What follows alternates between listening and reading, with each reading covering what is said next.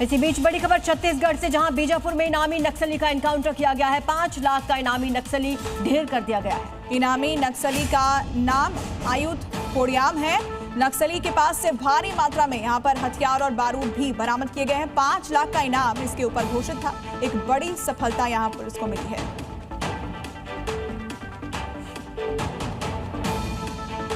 तो बड़ी भारी मात्रा में हथियार इसके पास से बरामद किए गए हैं। गोला बारूद बरामद किया गया है। बीजापुर में इस इनामी नक्सली को ढेर किया गया है। 5 लाख रुपए का इनामी नक्सली था ये, जिसको ढेर किया गया है। सुरक्षा बलों को यहां पर बड़ी कामयाबी मिली है। तो एनकाउंटर किया गया है, तस्वीर उसकी सामने आई।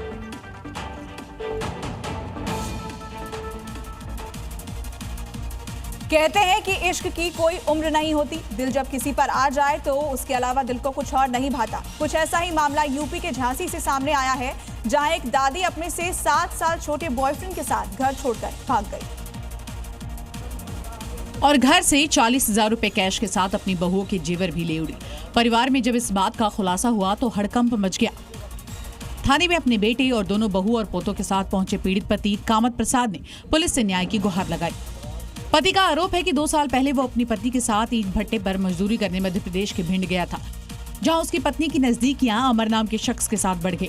पुलिस ने मामला दर्ज करके दोनों की तलाश शुरू कर दी है।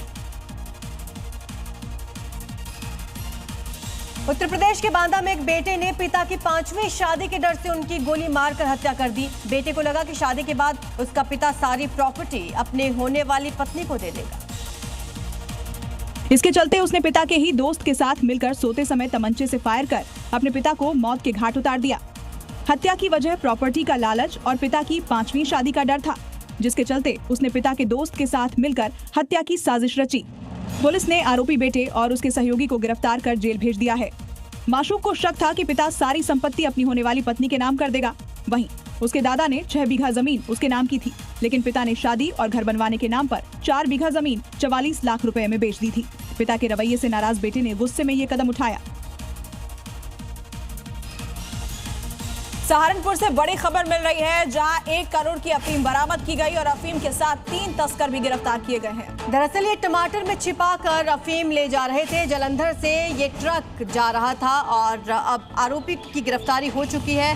अब इससे पूछताछ की जाएगी कि आखिरकार ये अफीम कहां से लेकर कहां डिलीवर करने वाला था। टमाटर में छिपा कर ये लोग अफीम लेकर जा रहे थे।